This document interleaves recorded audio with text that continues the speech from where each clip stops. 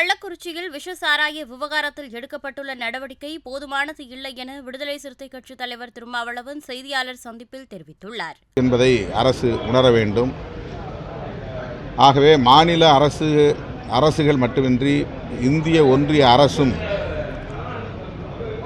மதுவிலக்கு கொள்கை குறித்து பரிசீலிக்க வேண்டும்.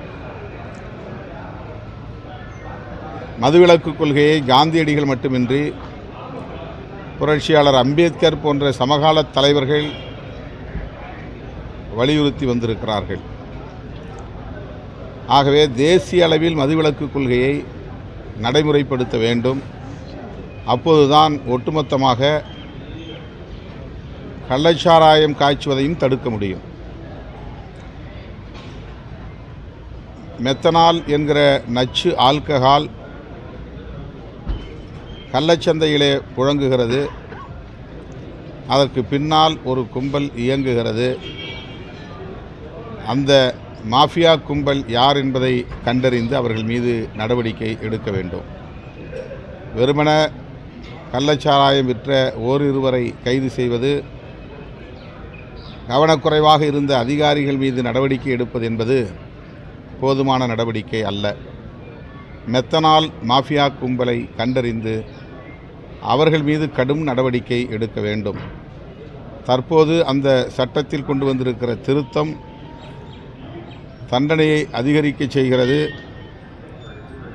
அல்லது காவல்துறை அதிகாரிகளின் மீது பொறுப்பை சுமத்துகிறது என்பது சற்று ஆறுதலான ஒன்றாக இருந்தாலும் கூட முழு மதுவிலக்கை நடைமுறைப்படுத்துவதற்கு முதல்வர் முன்வர வேண்டும். அது திமுகவின் எதிர்காலத்திற்கு பெரிய அளவிலே வெகு மக்களிடையே செல்வாக்கை பெருக்கும். குறிப்பாக தாய்மார்கள் பெரிய நன்றிக்கடன் பட்டவர்களாக இருப்பார்கள்.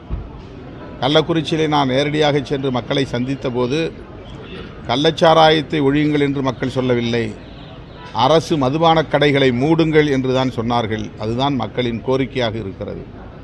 ஆகவே தமிழ்நாடு அரசு, மாண்புமிகு முதல்வர் அவர்கள் அரசு மதுபான கடைகளை படிப்படியாக மூடுவதற்கு உரிய நடவடிக்கைகளை மேற்கொள்ள வேண்டும் என்று வலியுறுத்தி செப்டம்பர் 17 தந்தை பெரியாரின் பிறந்த நாளை முன்னிட்டு மது ஒழிப்பு மகளிர் மாநாட்டை விடுதலை சிறுத்தைகள் கட்சி நடத்த திட்டமிட்டுள்ளது. செய்திகளை உள்ளது உள்ளபடி தெரிந்து கொள்ள ரெஃப்ளெக்ட் நியூஸை சப்ஸ்கிரைப் பண்ணுங்க.